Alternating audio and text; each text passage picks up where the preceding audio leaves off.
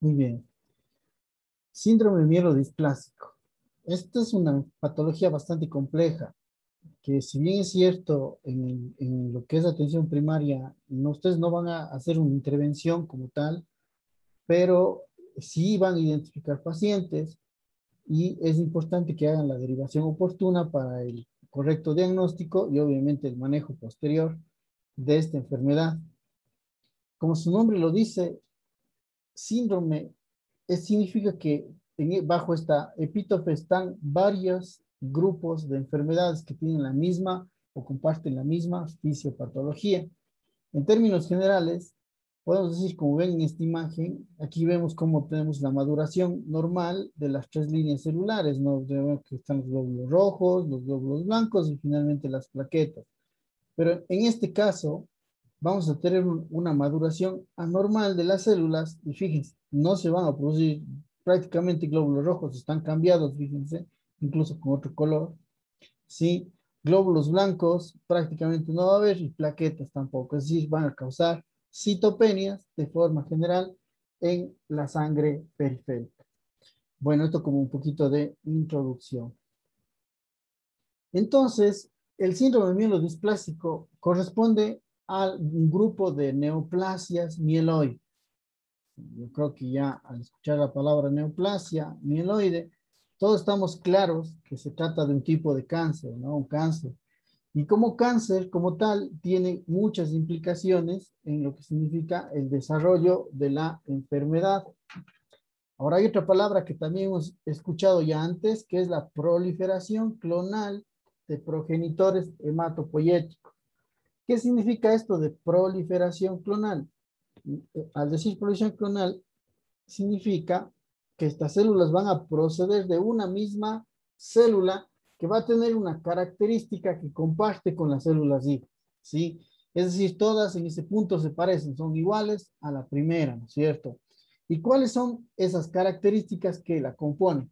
Uno, las anormalidades citogenéticas, es decir, hay una alteración citogenética en estas células, en estas stem cell, que se transmite a otras stem cell que proliferan, ¿sí? A partir de la misma célula y obviamente a todas las células hijas que van a venir de esas stem cells. Es decir, si yo mido en un glóbulo blanco, por ejemplo, una alteración genética, puedo encontrar esa misma alteración genética en el stem cell, lo que le da el patrón clonal a la enfermedad. Obviamente esta alteración genética conlleva o lleva a que las células tengan displasia. ¿Qué significa esto de displasia? Significa que hay un cambio en la forma, como vimos en la imagen anterior, que dibujaban un glóbulo rojo bien rojo y otro que lo dibujaban de color naranja. Es exactamente eso, es un cambio en la forma, en la estructura de la célula que le vuelve primero no funcional. Es decir, son células que no tienen su función al 100% y segundo, pues que le va a producir una serie de problemas para su maduración. No van a terminar madurando. Si me regreso un ratito a la imagen anterior, fíjense que aquí estas células nunca llegan a madurar, a formar células adultas, como tal, las células totalmente desarrolladas, y terminan muriéndose dentro de la misma médula. Entran en apoptosis y se destruyen, lo que se conoce con el nombre de hematopoiesis ineficaz. Es decir, nosotros ya habíamos hablado anteriormente de este problema, ¿no? ¿Qué es esto? Que los progenitores se destruyan en la médula, eso es todo. Por tanto, si todas estas células no llegan finalmente a madurar, si no llegan a salir de la médula, ¿cuál es el problema que va a tener el paciente? Son las citopenias en la sangre periférica, que pueden ser, vamos, una citopenia de un solo grupo, solo anemia, solo trombocitopenia, solo leucopenia, o puede ser una combinación bicitopenia, dos citopenias, o de los glóbulos blancos o plaquetas, glóbulos blancos, glóbulos rojos, o de los glóbulos rojos y las plaquetas, es decir, bicitopenia, o una pancitopenia, es decir, una disminución de las tres líneas celulares que vamos a tener nosotros en este grupo de pacientes. ¿Sí?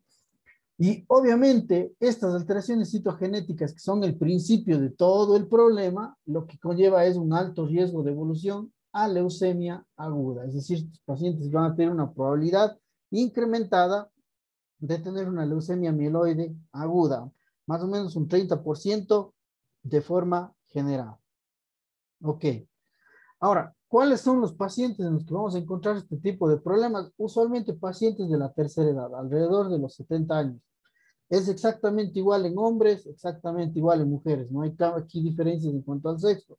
Tiene una incidencia de enfermedad de 4 a 5 casos por cada 100,000 personas al año.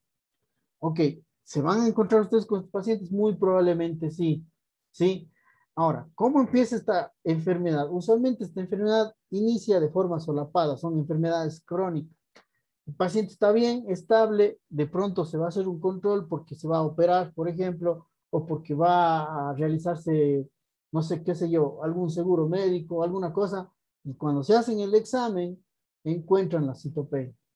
Y empezamos a investigar y resulta que es un síndrome mielodisplásico. Es decir, muchos pacientes son asintomáticos al momento del diagnóstico y posteriormente después empiezan a presentar las alteraciones ya en la sangre periférica.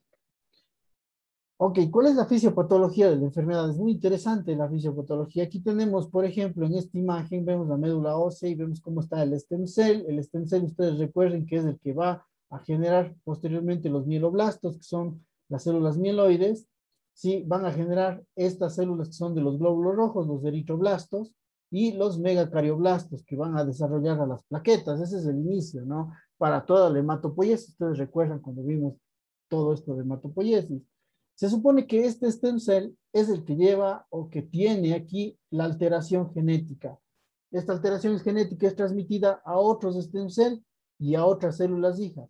Los otros stem cell van a sangre periférica y terminan llegando al esternón, llegando al fémur o llegando al ilion, a cualquier parte donde vamos a tener médula ósea y empiezan a generar las propias células clonales. Es decir, todas estas células van a tener esa misma característica clonal que comparten con este stem cell, es decir, la misma alteración genética que comparte con este stem cell. Entonces, una vez que tenemos esta fase en donde esta mutación ha sido migrada hacia otras partes de del cuerpo, pues de la economía humana, empieza a proliferar esas células dentro de la médula ósea.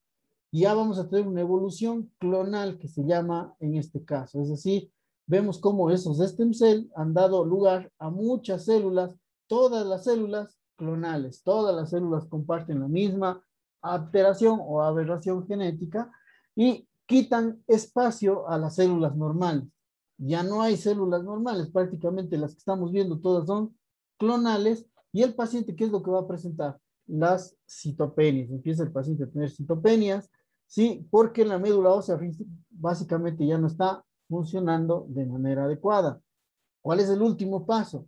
Que estas clonas vayan llevando, acumulando mutaciones o comutaciones, como está aquí, y que se vaya a producir ya una leucemia aguda secundaria, ¿no es cierto? Secundaria al síndrome mielodisplásico, que ya es agresiva y que pues generalmente termina con la vida de los pacientes.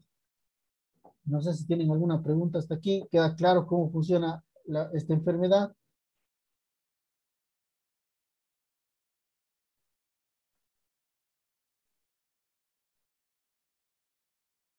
Todo bien, ¿verdad?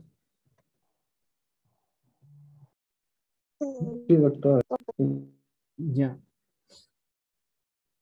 Ahora, clasificación. La clasificación del síndrome mielodisplásico, como habíamos dicho al principio, son varias enfermedades que comparten todas la misma fisiopatología. No es mi intención que ustedes se aprendan la clasificación, no tiene sentido que ustedes lo hagan. Que aprendan a identificar la enfermedad es más que suficiente, ¿sí?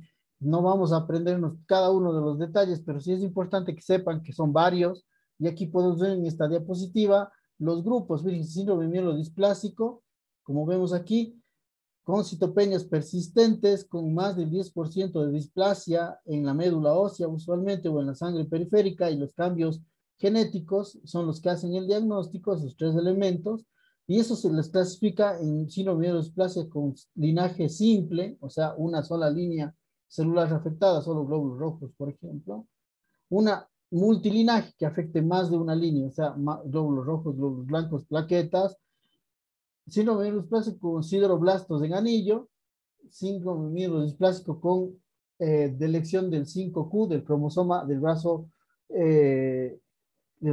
largo del cromosoma 5, de forma aislada, síndrome mielodisplásico con exceso de blastos tipo 1 y tipo 2 y síndrome mielodisplásico no clasificable. No serían los grupos principales de síndrome mielodisplásico, pero también existen combinaciones de esta síndrome mielodisplásico con neoplasia mieloproliferativa que son más raras, son enfermedades más raras y que hay que, digamos, descartar otros problemas que no vamos a entrar en detalle en eso. Y el motivo de mostrar esta diapositiva es este. Neoplasia mieloide relacionada a la terapia. ¿Ok? ¿Qué terapia? La quimioterapia. Entonces vamos a poner un ejemplo gráfico para que se pueda entender muy bien. Tengo una paciente, por ejemplo, que le dio cáncer de seno.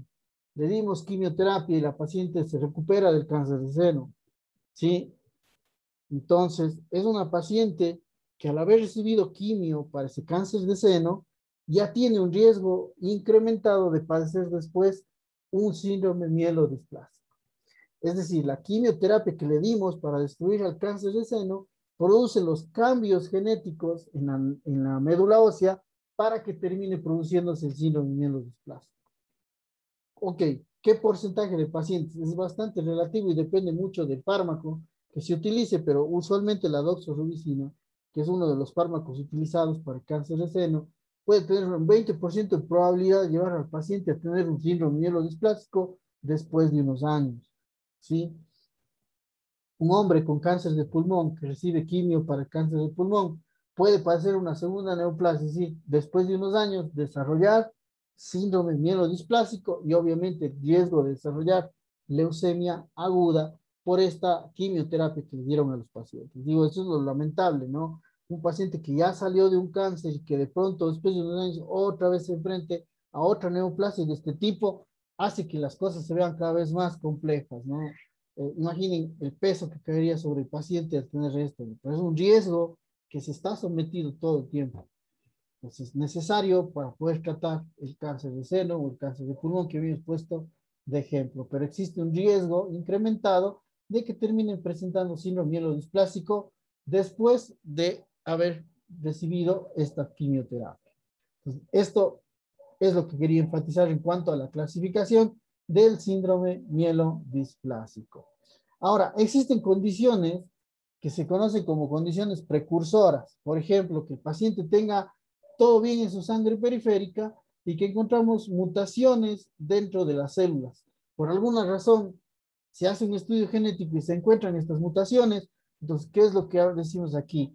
De que tiene el paciente unas cambios hematopoyéticos, ¿sí? De potencial inespecífico, es decir, que podrían progresar a síndrome mielodisplásico o a leucemia. Eso todavía no se sabe, se llama el famoso chip, ¿no? Que estos pacientes pueden generar por estas mutaciones después de alguna enfermedad hematológica más severa.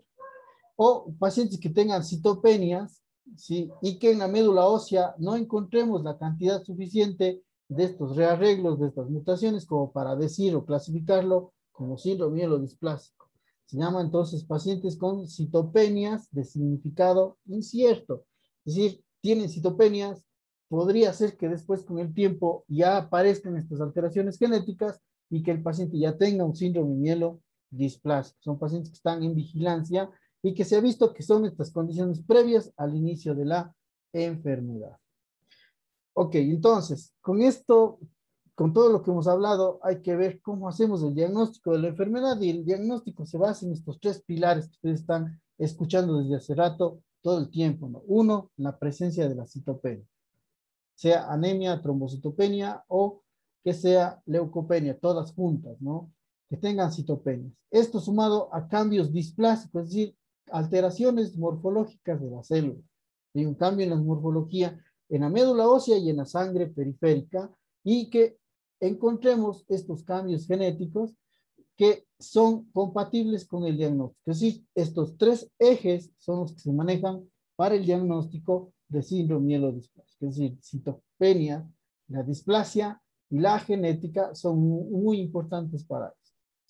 Ahora, fíjense aquí, esta imagen, esta diapositiva es muy interesante. Nos está mostrando una hematopoiesis normal, estas células hematopoyéticas normales, Luego tenemos ya un síndrome mielodisplásico y una leucemia mieloide aguda. Recuerden que el 30% de estos pacientes pueden progresar a leucemia aguda. ¿Qué es lo que estamos viendo? Cómo aquí van progresando el número de mutaciones según evoluciona desde un estadio normal hasta una leucemia que tendríamos el pico máximo de mutaciones genéticas, ¿no? Esto de aquí es interesante, ¿por qué? Porque estos nos van a dar diferentes espectros en la sintomatología clínica. Obviamente, ¿cuáles son los hallazgos clínicos? Recuerden que les dije antes, muchos pacientes son asintomáticos y resulta que encuentro la citopenia por hallazgo. Eso es lo más frecuente. Pero algunos pacientes sí pueden desarrollar fatiga asociada al síndrome anémico, astenia, astenia por el síndrome anémico.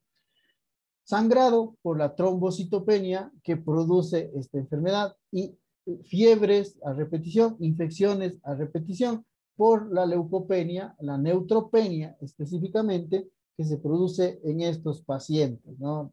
Entonces, obviamente, en un paciente que ya progresa a la leucemia, esta es la máxima expresión de los síntomas. Mucha astenia, mucha debilidad, cansancio, sangrados y con fiebre y fiebre y fiebre persistente, pues en los pacientes con leucemia.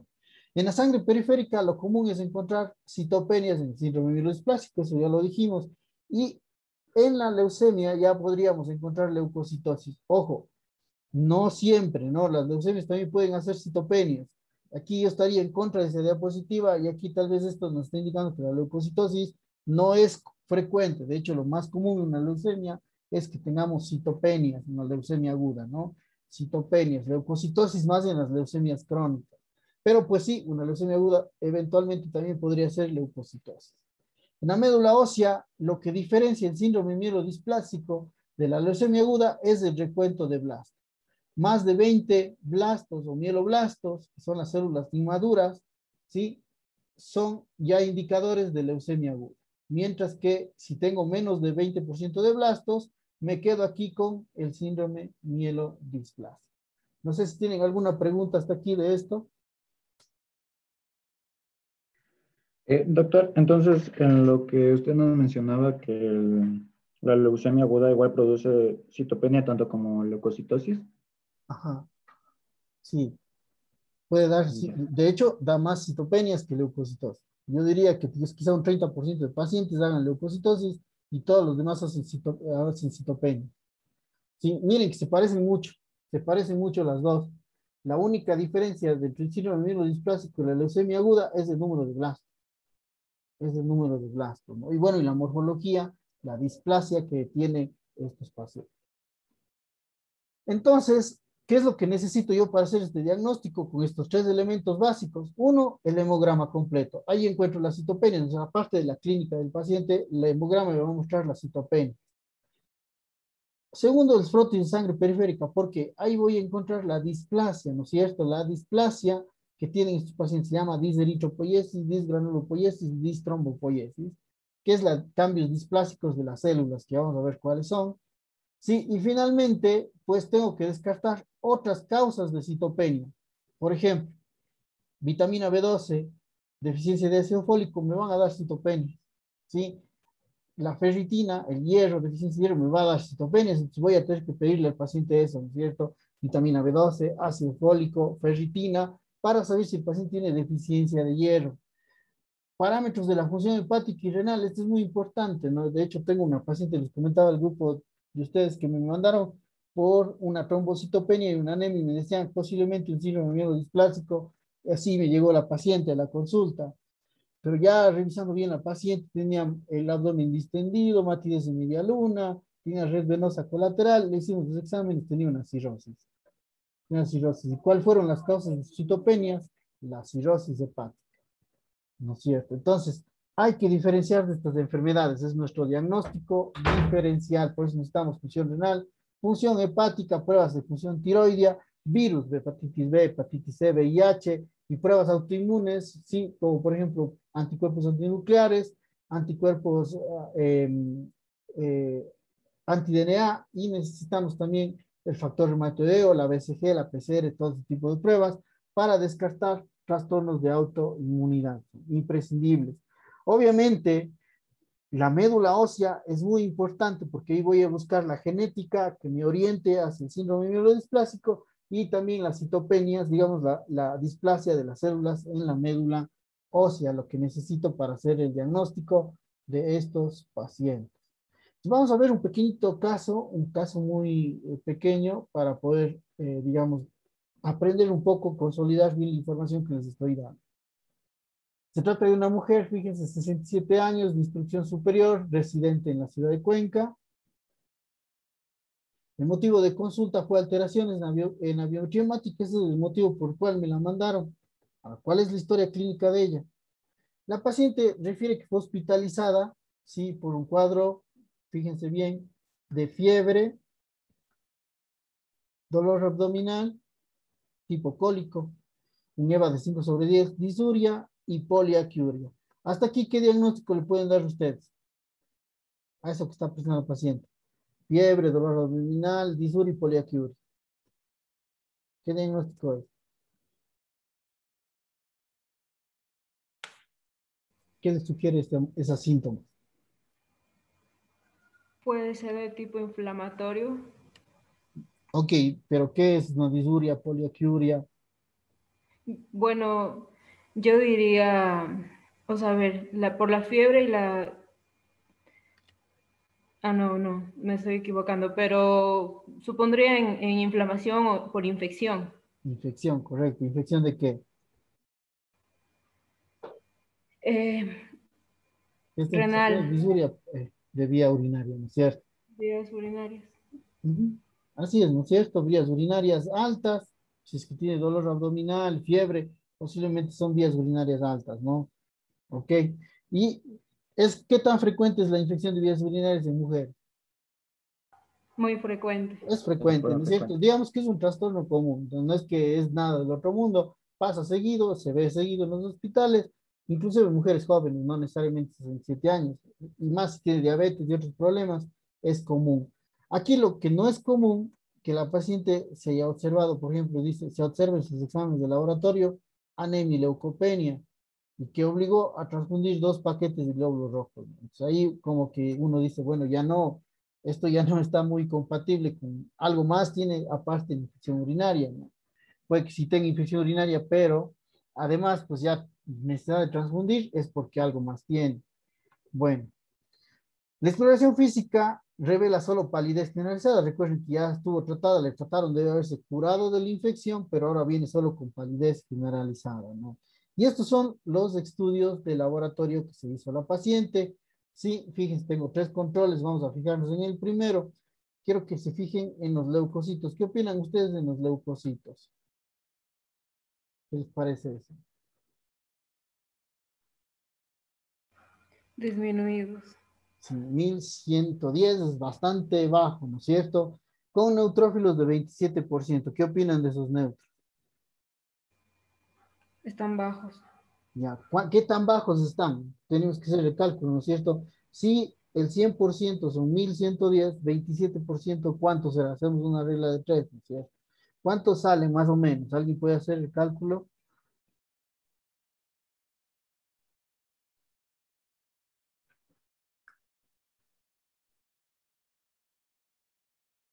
¿Qué dice?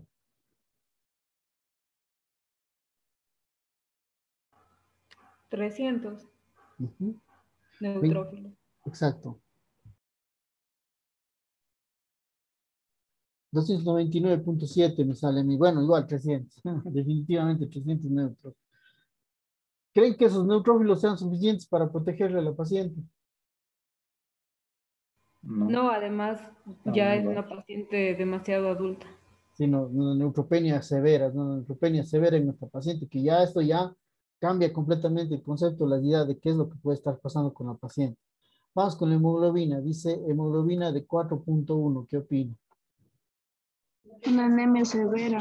Es una anemia severa, obviamente, ¿no es cierto? Y es una anemia con volumen corpuscular medio de 100, ¿qué opinan ustedes? Nanocítica. Casi ya podríamos decir macrocítica, ¿qué le falta? Que 101 ya es macrocítica, ¿no? Ok, podemos dejarla igual, como quieran. Igual macro, normo, es una anemia severa. ¿Cuál es la causa probable según lo que hemos revisado antes?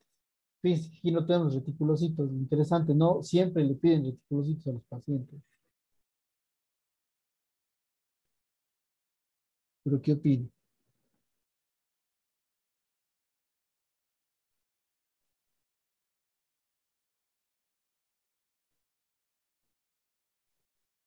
¿Cuál sería la causa de una anemia macrocítica?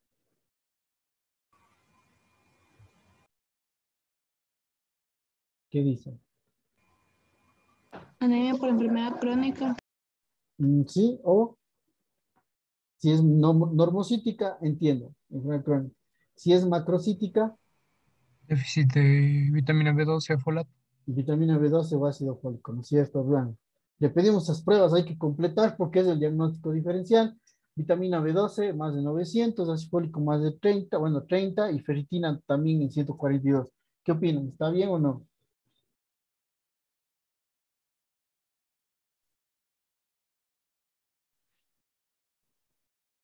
Están normales, ¿no? De hecho, la vitamina B12 está hasta más de 100, más de 900. Ok, ¿qué nos sugiere eso? Que el problema no es deficiencia, ¿no es cierto? No hay deficiencia nutricional. No le falta B12, no le falta ácido fólico, no le falta hierro. ¿Ok? ¿Está claro?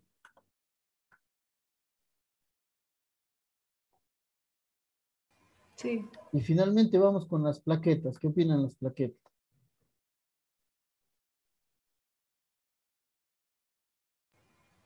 trombocitopenia. Ya. Viendo este caso, por ejemplo, neutropenia severa, anemia severa y trombocitopenia también severa, ¿ok? ¿Cuál es el diagnóstico que deberíamos primero descartar? Sabiendo que no es deficiencia de B12, ni ácido fólico, ni de hierro. ¿En qué debo pensar primero? ¿Qué enfermedad se les ocurre?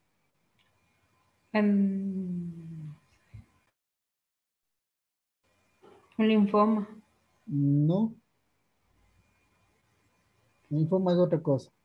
Anemia por inflamación. Leucemia. Nuestro diagnóstico diferencial debe ir dirigido a identificar leucemia. ¿Sí? ¿Cómo identifico una leucemia?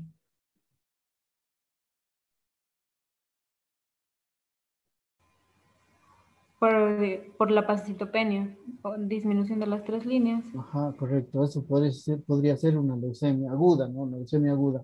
Pero ¿qué examen le voy a pedir ahorita para ver? Vamos a ver si es leucemia. Es lo primero que haríamos. Un frotis de Un médula. frotis, correcto. Necesitamos un frotis para poder ver si es que no tiene una leucemia. Es que justamente lo que hicimos con la paciente. Déjenme borrar un poquito esto y continuamos. Bueno, esto es la médula ósea de la paciente, es lo que estamos viendo aquí. Aquí hay algunos cambios muy interesantes, ¿no? Tenemos una diseritropoiesis, fíjense, este eritroblasto bien grandote, sí que está ahí, se producen. Hay algunos cambios que tienen que ver con la línea roja, por ejemplo, contorno nuclear irregular, puentes internucleares, vean cómo se ponen estos puentes internucleares. Sí, cambios megaloblásticos, como este caso que está grandote, miren aquí cómo está este rojo también, todo despeluchado, todo chipotudo, digamos así, ¿sí? Cariorexis, destrucción del núcleo, como acá, por ejemplo, sí, fíjense aquí cómo se puede ver la cariorexis. Cuerpos de Jolle-Jolly que se ven en sangre periférica, punta de basófilo en sangre periférica, ¿no es cierto? Eso nos dice cambios displásicos, hay displasia de la serie roja, por lo menos aquí se ve que esta paciente tiene displasia de la serie roja, disgranulopoiesis, gigantismo nuclear, núcleos grandes. ¿Sí? Aquí podemos ver esto, miren cómo están estos núcleos grandes. Podemos ver hiposegmentación nuclear, el pseudopelger, miren, solamente dos núcleos en la mayor parte de casos. ¿Sí? Y hipogranulaciones, que los gránulos sean, digamos, en menor cantidad, hipogranulares. Como por ejemplo aquí, fíjense, este es un eritroblasto, digamos, una forma en banda, sería, fíjense como tiene un núcleo grandote, parecido a esto que estamos viendo acá, y no tiene gránulos, es hipogranular, igual acá se ve hipogranular, hipogranular, hipogranular. Este de aquí tendría granulaciones normales, fíjense que se ve aquí, pero el resto es definitivamente hipogranulares, ¿sí? Y los megacariocitos, que son chiquitos, pequeños y hipolobulados, pocos lobulaciones. Entonces, esto hace lo que se conoce como cambios morfológicos de la médula ósea o displasia de las 3 líneas celulares. Fíjense, aquí está este megacariocito de la paciente, chiquito, ¿no? Si vemos, comparamos con el resto de células, realmente chiquito. Aquí pues miren estos cambios megaloblásticos, grandote, esta célula es de los de los granulares, hipogranular, encima que está grandote, está hipogranular, o sea, tiene displasia de las 3 líneas celulares. Ya no encontramos blastos, no hay leucemia, pero sí encontramos displasia. El diagnóstico ya prácticamente está hecho. Tenemos 2 elementos, ¿no es cierto? Uno, la citopenia, y 2, la displasia. Entonces, estamos hablando de síndrome mielodisplásico. ¿Qué es lo siguiente? Las alteraciones citogenéticas. ¿Cuáles son las más frecuentes? Delección del 5Q, del brazo largo del cromosoma 5, delección del brazo largo del cromosoma 7, la trisomía del 8, más 8, ¿no es cierto? Tenemos 3 cromosomas 8, delección del brazo largo del cromosoma 20, menos Y, es decir, que falte el cromosoma Y, delección del cromosoma y cariotipos complejos, es decir, más de 3 alteraciones en el cariotipo, nos está mostrando ya una alteración. Menos frecuentemente todos los que están acá, que, bueno, cualquiera de estas, alteraciones frecuentes, nos dan síndrome mielodisplásico. La paciente tenía una delección del cromosoma 20, ¿no? Y es lo que tuvo la paciente. Entonces, ella era un síndrome mielodisplásico, teníamos todos los criterios para hablar de esta enfermedad. Entonces, hay criterios mínimos para poder hacer el diagnóstico de síndrome mielodisplásico. Tres requisitos: la citopenia constante, ¿ok? Tiene que ser no reciente, sino ya de algún tiempo atrás. Menos de 11 de hemoglobina, menos de 1500 neutros y menos de 100.000 plaquetas, ¿sí? Excluimos cualquier otra causa, deficiencia de B12, ácido fólico, hierro, es necesario excluir, ¿sí? Luego, displasia en el 10% de las células. Como hemos visto, tenemos displasia de las células de cualquiera de las 3 líneas celulares. Que tengamos menos del 20% de blastos, como en este caso no tenemos ni siquiera un blasto, tenemos menos del 20% de blastos, y anomalías cromosómicas por cariotipo, por Fish, bueno, decimos cariotipo y encontramos la delección del 20, ¿sí? Entonces, el paciente tiene síndrome mielodisplásico. Tenemos el diagnóstico establecido en este caso. Y bueno, ahora, ¿qué hago con el paciente? ¿Qué es lo que pasa? Ya le digo, señora, usted tiene síndrome mielodisplásico. ¿Qué significa eso? Que ella tiene un riesgo de padecer leucemia aguda. Para esto tenemos un score de pronóstico. Este score es el último, que fue diseñado en el año 2012. Sí, es el IPSS-R. ¿Qué significa? International Prognostic Severity Score revisado, ¿no? Es el revisado. Este es muy interesante porque, miren, maneja uno, el riesgo citogenético, el número de blastos de médula ósea, el nivel de hemoglobina, el número de plaquetas y el número de neutrófilos. Según esto, le vamos a poner puntaje a nuestra paciente, ¿sí? Entonces, para esto, vamos a ver cuáles son la citogenética de alto riesgo, ¿no? La citogenética, miren, muy buena, menos Y o del 11, normal, nos pone aquí con riesgo normal, con riesgo bueno, el cariotipo normal, es decir, que no tenga alteraciones, que tenga delección del 5, del 12, del 20, que en este caso fue delección del 20. Entonces, la paciente, fíjense, vamos a ir señalando aquí. La paciente tendría aquí un punto, ¿no es cierto? Sumaría un punto. Ya, blastos de médula ósea, la paciente tenía 0 blastos. Hemoglobina, la hemoglobina tenía menos de 8. Ya, el número de plaquetas menos de 50.000. Número de neutrófilos menos de 800. Miren, con esto le vamos a poniendo puntos. Tendríamos entonces un punto más 0, queda igual, ¿no es cierto? Luego tenemos acá otro punto, 1.5 serían 2.5, más 1, 3.5 y más 0.5 serían 4 puntos. La paciente tendría 4 puntos. Entonces, en esta tabla, la paciente estaría en este grupo intermedio. ¿Qué significa tener riesgo intermedio? Tiene una mediana de sobrevida de 3 años aproximadamente y un tiempo de progresión de leucemia mieloide aguda aproximadamente de 3.2 años. Es el tiempo en el que la paciente puede progresar a leucemia aguda. No sé si tienen alguna pregunta hasta aquí del pronóstico. ¿Está claro?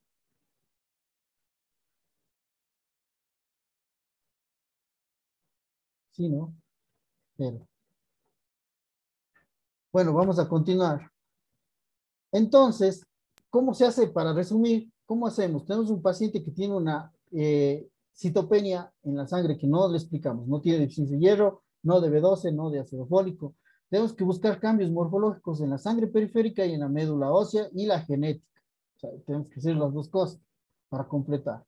Por la microscopía, y voy a ver la genética, voy a ver las alteraciones morfológicas y le voy a clasificar unilinaje, multilinaje, sideroblastos sin anillo, bueno, todos estos están aquí, que bueno, les dije anteriormente, no, por el momento no es necesario, pero saber que por microscopía hacemos la dilución de este tipo de síndromes, ¿no?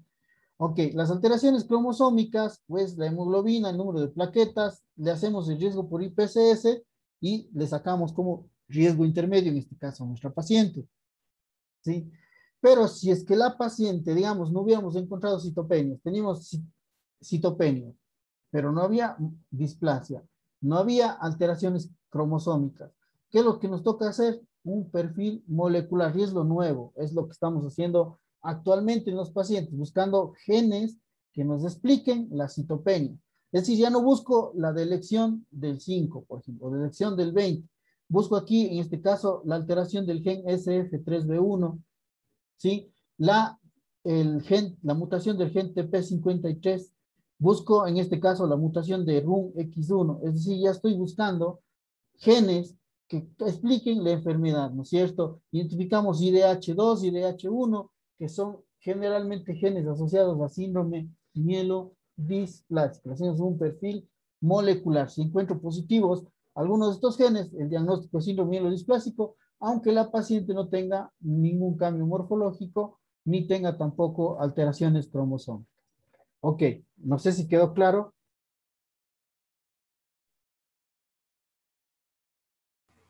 Sí, doctor.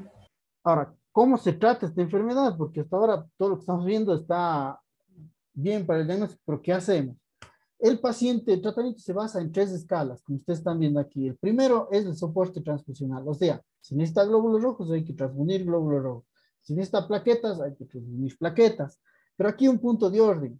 Si yo le transfundo a una persona glóbulos rojos, ¿cuánto tiempo me dura esta transfusión? Aproximadamente 2 semanas. Después de ese tiempo, el paciente va a requerir otra vez glóbulos rojos. Las plaquetas me duran hasta menos, 5 días, 10 días como mucho, ¿sí? Entonces, el paciente va a necesitar transfusiones. Entonces, esta parte es quizá la más fea de todo. ¿Por qué? Porque lo estoy transfundiendo y cada semana, y el paciente pues lleva mala calidad de vida, mucho en el hospital, muchos exámenes. Es lo malo. ¿Qué puedo hacer? Pasar al siguiente nivel. O sea, el soporte transfusional siempre desde el principio, lo que el paciente necesita. Ahora, si el paciente es de bajo riesgo, en caso del síndrome mielodisplásico, que vimos los criterios de riesgo, podría utilizar eritropoyetina para estimular a los glóbulos rojos, factor estimulante de colonias para estimular a los glóbulos blancos. Dando los dos, puedo estimular incluso a las plaquetas. Hay la trombopoyetina, que no le he puesto aquí, que sirve para estimular plaquetas. Podríamos usar inmunosupresores tipo ciclosporina o la timoglobulina antitimocito, que son medicamentos inmunosupresores. Podrían ayudar para mejorar un poco la enfermedad y disminuir el requerimiento transfusional. Es decir, que ya no se transfunda todas las semanas, sino posiblemente una vez al mes, una vez cada 2 meses, pero al final se sigue transfundiendo, ¿sí? Lenalidomida es un fármaco nuevo, en este escenario relativamente nuevo, que ha mostrado que mejora mucho a los pacientes que tienen la delección del brazo largo del cromosoma 5, es decir, delección del 5q. Esos pacientes se benefician de usar este fármaco. Sin embargo, pues en el resto no tiene todavía un escenario tan claro y no resulta tan útil, pero se podría usar por lo menos en este grupo, ¿no? El problema es el costo, es muy costoso este fármaco para poder usarlo de forma general y en forma continua como necesitan estos pacientes, pero si es que hay la posibilidad, hay que darles de tratamiento.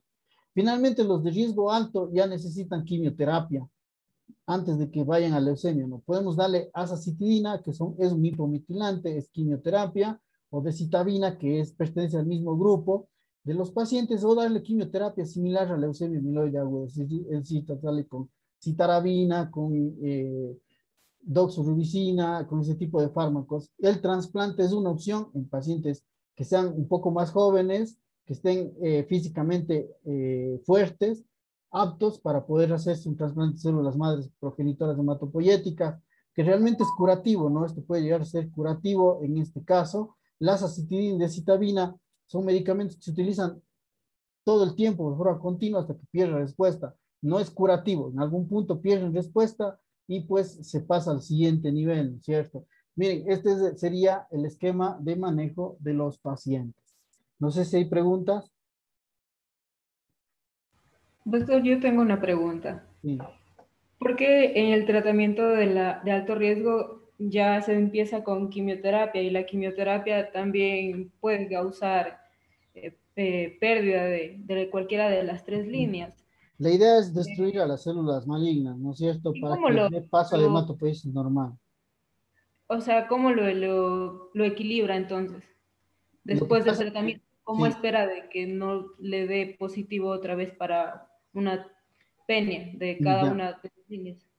Es un poco difícil de explicar, verá. La quimio que estamos utilizando aquí no es una quimio cualquiera, es una quimio que va a funcionar en células proliferantes, como es en el síndrome de mielodisplasia. La azacitidina es un hipometilante. ¿Qué es lo que nosotros necesitamos para que la célula pueda dividirse? Tiene que abrirse el ADN. Recuerdan las histonas, no sé si se acuerdan las histonas. Las histonas tienen que sufrir un proceso de metilación para que se puedan desenrollar las histonas, se abra la hebra del ADN y permita que los factores de transcripción puedan actuar y así la célula se duplique. Cuando yo le doy azacitidina, lo que estoy haciendo es que se hipometilante, que no se metile las histonas. Si no se metilan las histonas, no se abre el ADN, no se pegan los factores de transcripción, no se divide la célula, se empiezan a morir y se quedan solo las células buenas. ¿Me entienden? Esa es una terapia dirigida para este problema.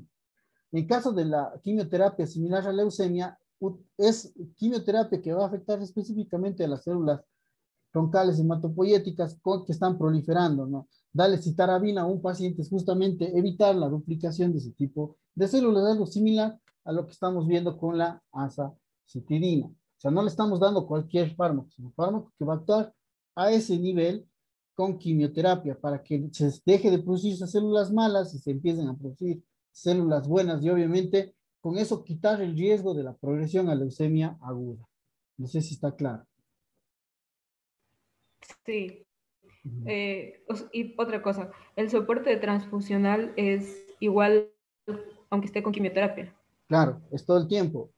Se va siempre desde el principio hasta el final, todo el tiempo. El paciente puede estar con los tres, con azacitidina, con eritropoyetina y con transfusión. ¿Sí me entiende? Sí, doctor, y si el problema está en la médula, ¿no podemos hacer un trasplante de médula o de Sí, células pero el madre? trasplante de células madre requiere, uno, de un donador compatible. Dos, de que el paciente pueda aguantar lo que significa el trasplante. La mortalidad del trasplante es alta, más o menos del 15 al 20%. Entonces, no es que puedo meter a todos los pacientes. ¿Sí me entiende?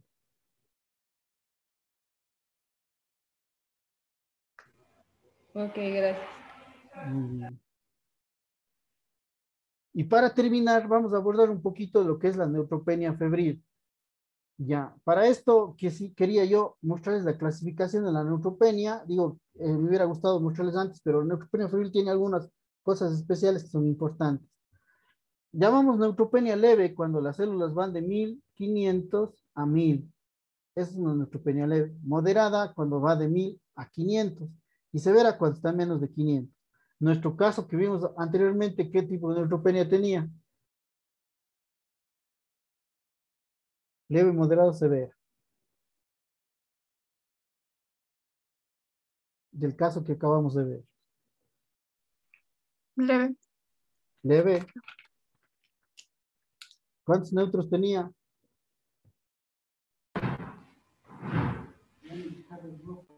300, ¿no? Era 300, severa porque tenía menos de 500. menos de 500. Sí. Exacto, tenía 300 neutrófilos, tenemos menos de 500. Cuando hablamos de neutropenia febril, no todo el tiempo es neutropenia febril.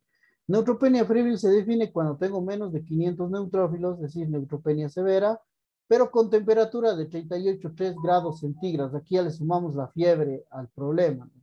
O dos registros separados, ¿sí? En 2 horas, mayores a 38 grados centígrados, ¿sí? Ahí hablamos de neutropenia febril. Ahora, Esta neutropenia febril, ¿por qué la estamos abordando? ¿Es un problema frecuente? Sí, porque esto se ve en pacientes que están recibiendo quimioterapia. ¿Sí? Estos pacientes que reciben quimioterapia son los que desarrollan neutropenia febril. Entonces, es una complicación del tratamiento del cáncer. Son 8 casos por cada 1000 pacientes que están recibiendo quimioterapia que se va a presentar este problema. Ustedes dirán, bueno, yo como médico de atención primaria voy a ver esto. Pues sí, hay pacientes que reciben quimio y eventualmente, si dice, doctor, que yo estoy recibiendo quimio y estoy con fiebre, pues ya, neutropenia febril es la idea que ustedes tienen que tener en la cabeza, que puede tener el paciente y que tiene que ser derivado para su manejo especializado. ¿Cuáles son los factores de riesgo para que una persona con un cáncer desarrolle neutropenia febril? La edad. Más viejitos, más neutropenia.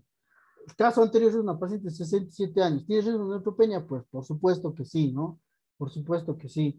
El esquema de quimioterapia usado es muy importante también. Hay esquemas que tienen alto riesgo de desarrollar neutropenia. Por ejemplo, más del 20%. Hablamos, por poner un ejemplo, metotrexate en dosis altas, citarabina, este tipo de fármacos van a producir alto riesgo de quimioterapia. Hay esquemas que son más agresivos que otros. Hay un esquema, les doy un nombre, se llama esquema SMILE, esquema sonrisas, ¿no? Este esquema sonrisa es un tóxico impresionante. Casi 100% de pacientes hacen neutropenia. Entonces, miren, depende del tipo de quimioterapia que reciba. Hay de riesgo intermedio que producen neutropenia hasta el 10 al 20% y hay de riesgo bajo que producen hasta menos del 10%. Usualmente los pacientes con este tipo de quimio reciben quimio ambulatoria, ¿no? Porque es bajo riesgo de que tengan ellos neutropenia. Depende de la severidad de la enfermedad. Si la enfermedad es muy severa como una leucemia, obviamente los pacientes van a hacer neutropenia.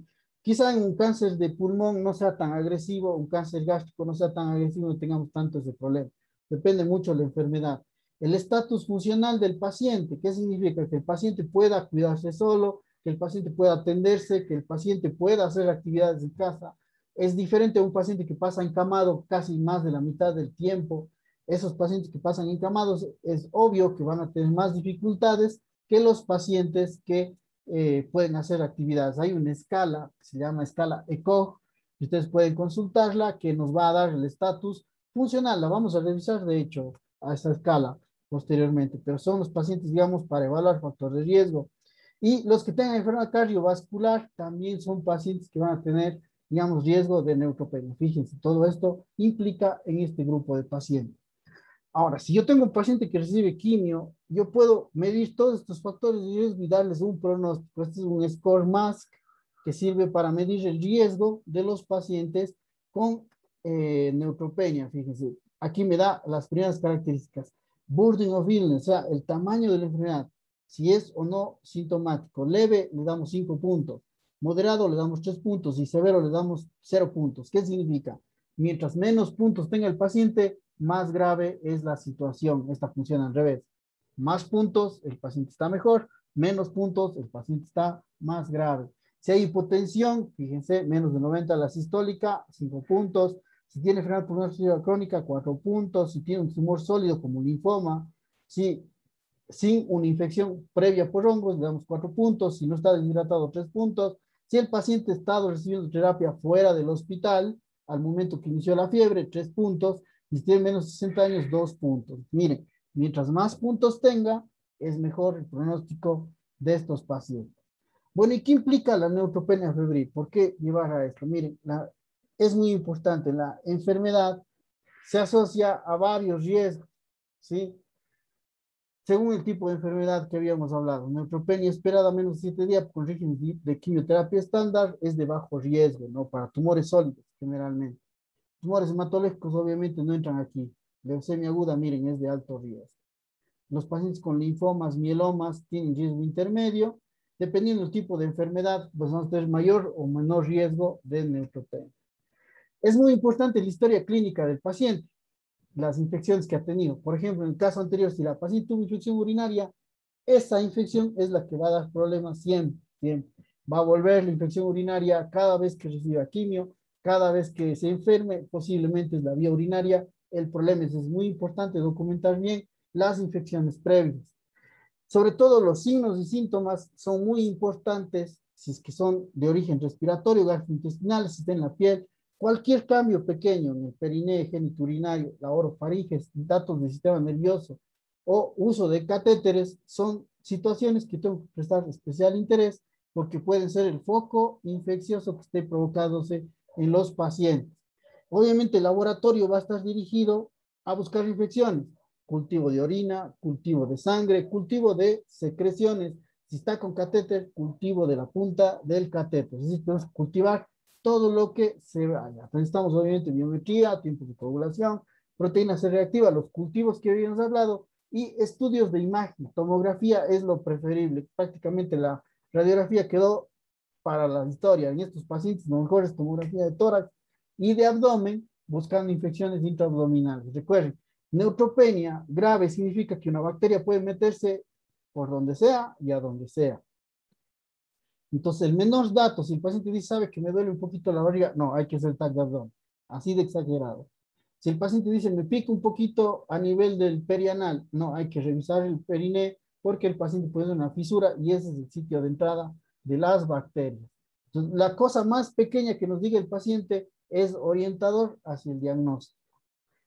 Bueno, y finalmente, cuando ya tengo establecido el diagnóstico de neutropenia febril, si el score más es de bajo riesgo, ¿sí? Es decir, más de 21 puntos, es un tumor sólido, tiene menos de 7 días de neutropenia, está hemodinámicamente estable, el manejo es en la casa, no lo hospitaliza. Le mandamos antibióticos tipo ciprofloxacina, tipo levofloxacina, no le tenemos en casa, no le tenemos hospitalizado. Le vigilamos siempre, ¿sí? Ambulatorio es el manejo de los pacientes. Pero si el paciente ya recibió estos medicamentos, ya recibió ciprofloxacina, levofloxacina, lo que tenemos que hacer es darle cefepime ambulatorio. Es una cefalosporina de cuarta generación que nos permite darle ambulatorio el tratamiento, ¿sí? Ahora, si el score es alto, menos de 21 puntos, estos pacientes ya se quedan en el hospital. Lo mismo, cultivos de todo, antibióticos de amplio espectro, pero dentro del hospital. No sé si queda claro para qué sirve el score más.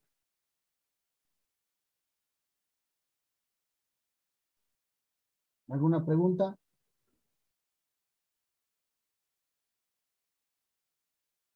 No, doctor, por mi parte no.